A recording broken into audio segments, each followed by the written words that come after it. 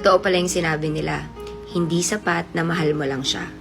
Hindi sapat na gusto nyo lang yung isa't isa. At hindi rin sapat na nakikita nyo lang yung isa't isa sa future. Kasi kung ready kayo sa saya at kilig, dapat ready din kayo sa lungkot, away at sacrifices. Madalas kasi na-overlook natin yung idea na ang dami-dami palang dapat pagdaanan para makamit nyo yung end ng magandang relationship. Ang nakikita lang natin lagi, ang perfect naman nila. Grabe, soulmate sila, no? Grabe, ang tagal na nila. But what we don't actually know is behind those, before naman nila na-reach yung ganong klase na kaganda ng relationship, ang daming away, pikunan, labanan, lahat na. They make it work. Both of them hindi isa lang. Because relationship is a teamwork. It takes two to tango. Dapat laging dalawa kayo.